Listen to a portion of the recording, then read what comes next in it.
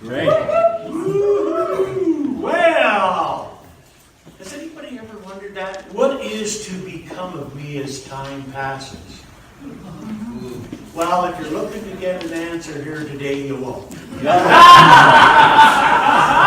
have no idea what I'm going to be as time passes, so I don't have any idea what you're going to be as time passes. However, I do know one thing for sure, that there is a gradual, orderly, sequential unfoldment into form of the highest and best that we can be if, now here's the if, we facilitate the process and allow that to happen and don't fight it.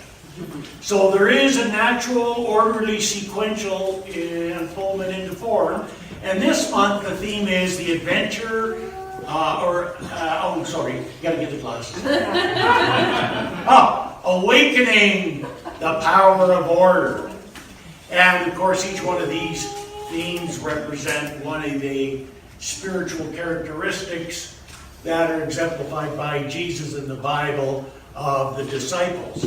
This particular disciple, James, represents order. Now you got to get clear, there's two James that were apostles for Jesus. One was James, the son of Zebedee, James and John, the head and the heart.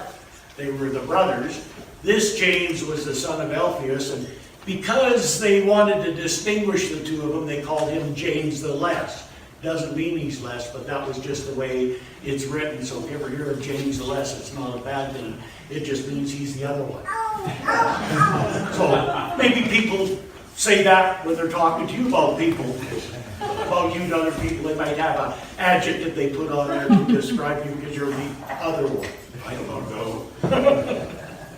Anyhow, it's a faculty of order. And there is an order and there is a way that the universe works, whether you like it or not. And the universe is always in a constant state of growth and flux.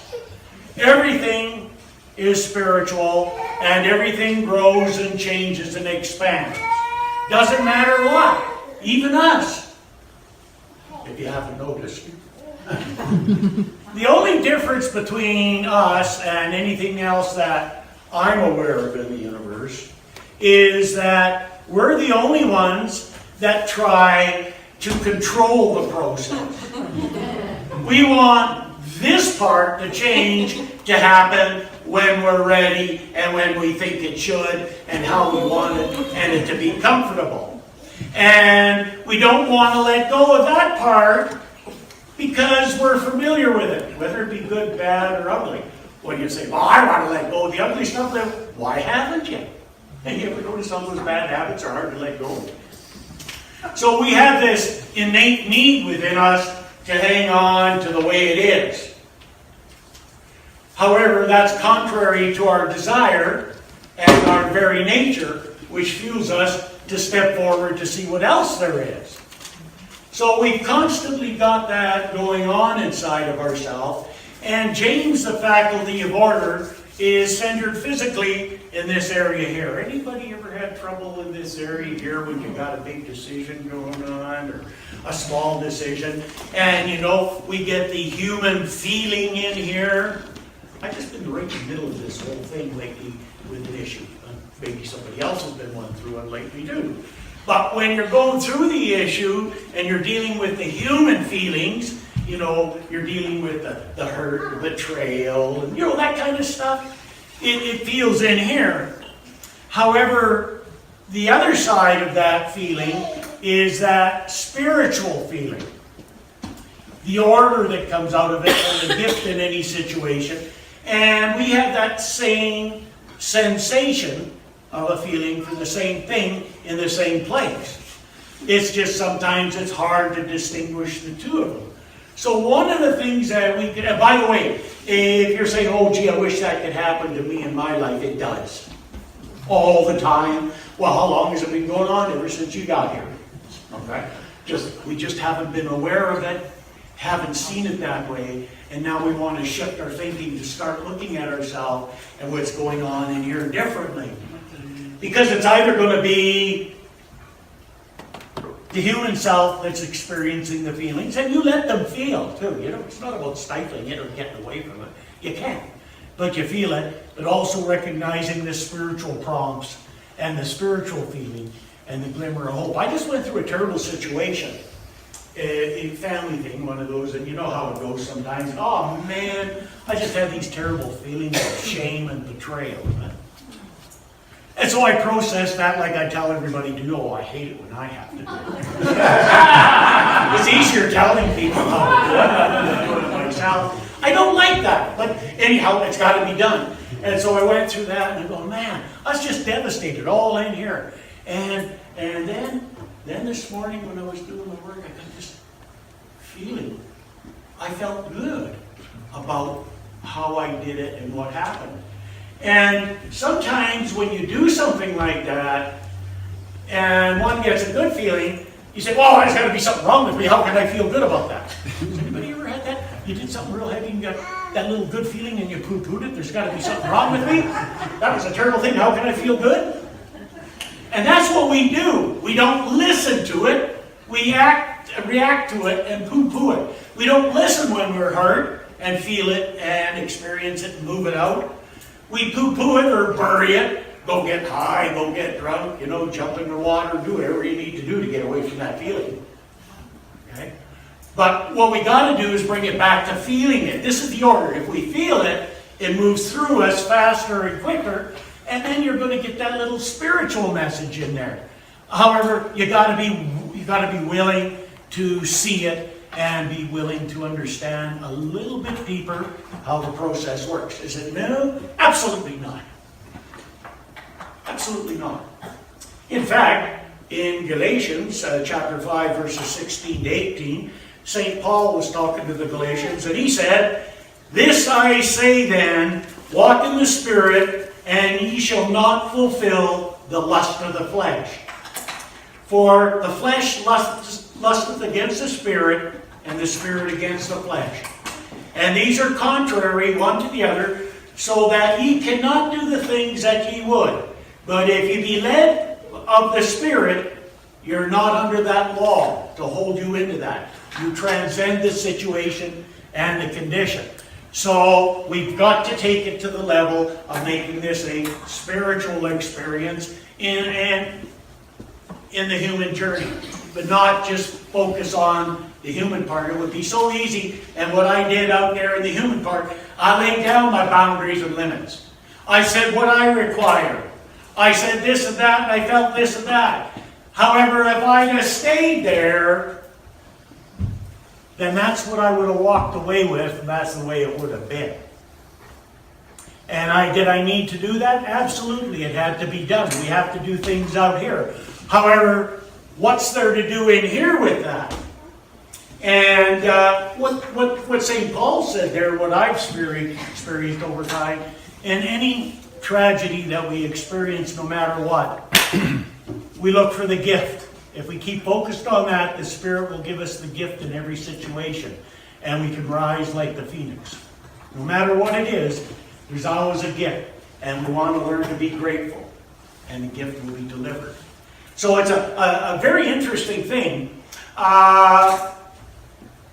Linda Martello-Wissett in Divine Audacity wrote that order is the architect of the universe. And she also said that adjustment is our power of modifying thoughts, words, and actions to support the wholeness of our being. So have you ever said, boy, I'd like to give them an attitude adjustment? Everybody needs an attitude adjustment. Everybody. And that's what we're constantly doing. But instead of looking at it, I slap my face, what am I doing here? Look at it like dialing in on a rheostat or a furnace to turn your velocity up to heat or down, whatever it is. Look at it like that. So what we want to do for the adjustment is dial it in. Tune it in to what it is that we want to experience. Because Ernest Holmes, he said in the Science of Mind textbook, he said to view limitations is to impress upon the mind. So if we view the limitation, Yes, it's there, it's not the dial, but if we keep looking at it, what's the problem? We impress it upon our mind. Yeah, the problem's there, we all know that, right? Don't have to keep focused on it. It's always about what's the solution. What are we going to do with it? Where are we going to go? Anytime I've got the big butt kickings in life, I always ask myself 2 questions. How did I end up here? Anybody ever wondered that? And how am I going to get out of here, out of this? Trick. Never try to find out how you got into it. You know why? Because that's all you're going to be looking about is fixing your problems. Look at how am I going to get out of it? And through working with that, the awareness will come and the understanding will come as what that was in your consciousness that drew you into that experience. And then you heal from it so you don't have to keep repeating it and doing it over and over again. Anybody ever still got a few of those things you keep to be doing over and over again and wondering why? That's because we haven't worked with it yet, so to speak.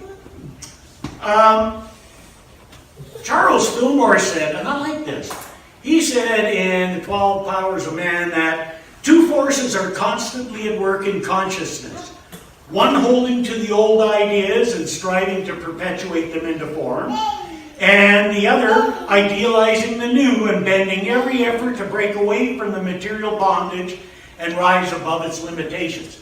And that is the entire process of life. We can look at it just from we'll go back to the Genesis, to the snake. Even the snake transformed. He has that process of letting go of the old and shedding his skin to bring into the new. And it's always about that, you see. We always have to be in a position where we're willing to let go of the old and bring in the new. And it doesn't mean that the old's bad. Just because you got to let it go doesn't mean I got to let it go. I've got to let go this year of a whole lot of things that I really like to do. And there's only one reason. Because there's a whole lot of new things that are pending on the horizon that I want to do and I'm going to do that I can't do if I hang on to what I'm doing. Isn't that nice? I got to trade and let go of good for good. It's a lot better when you work on that. And is that all I got to let go of? No, there's other stuff too, but we won't talk about that till we got it done. I don't like to talk about in progress. So, Charles Fillmore said, involution always precedes evolution. That which is evolved in mind evolves through mind. So when James Allen said it more tersely and succinctly when he said, environment is but his looking glass. So I don't know what's going to become of me. The only thing I figured out the other day is my buddy Louie when we went hiking, talking about, wow, that now there are so many things that we want to do, and we started looking at the calendar of life, and it just doesn't fit into what the perceived time amount is left. Does anybody ever come into that kind of thing? Yeah, and I don't know what anybody's going to evolve into. However, I can tell you that you're going to evolve in whatever you are right now, and whatever you do right now is going to take you slowly, progressively over a period of time into a deeper and a better place of yourself.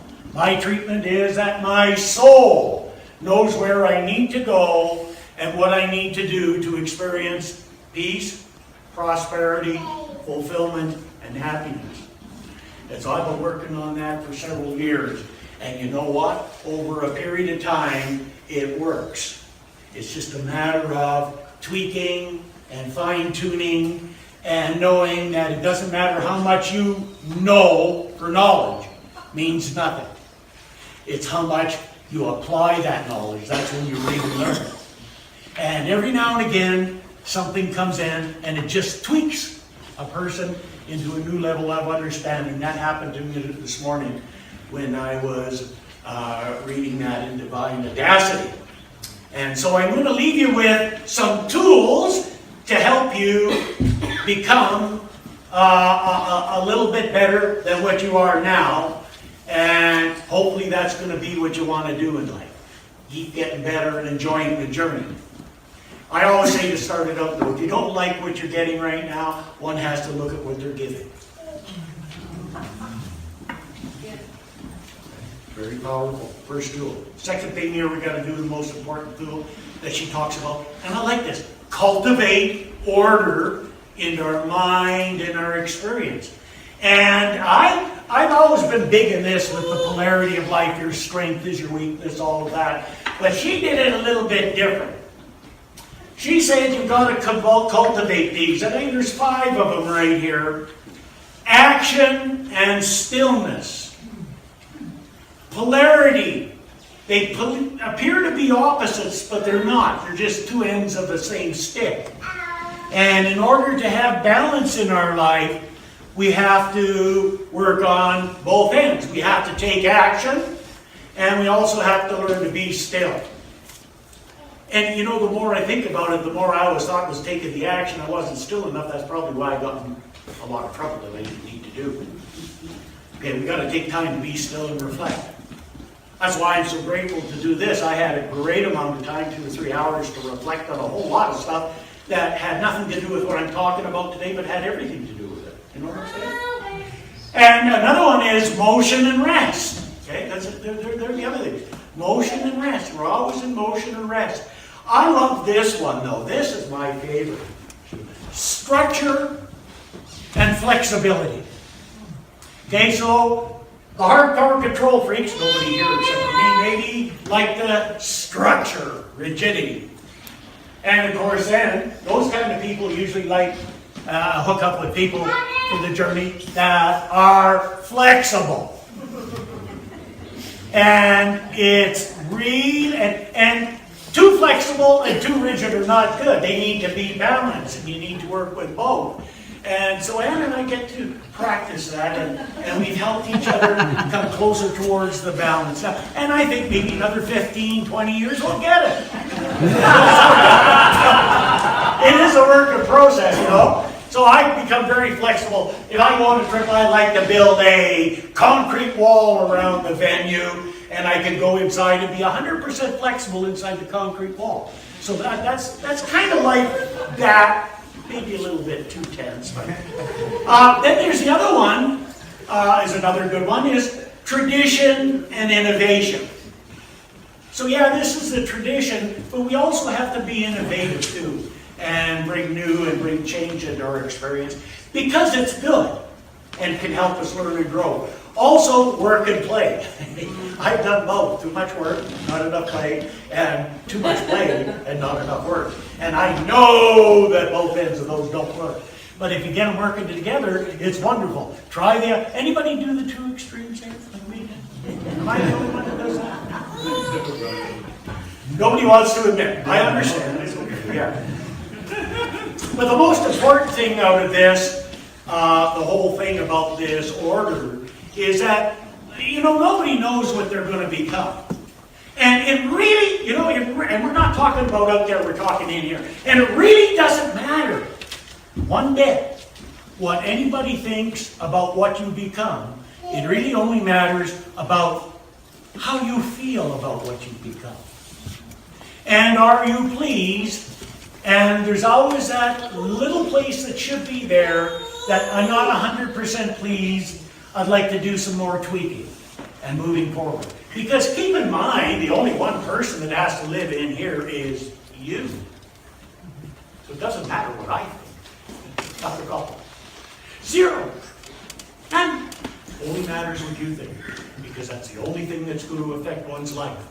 And so when one becomes more comfortable with themselves, then one has a greater experience of order in here and order out there. Doesn't mean that you're not going to get the crap kickings, because that's life, that happens, you know. It just gives you better tools to deal with it and a better persona to carry it forward. Is it going to happen overnight? Well, I'm going to go there and I'm going to start, and you work a month and a half. Well, it ain't working. Well, actually, it is working, but it does take time to get these kind of results. I mean, peace.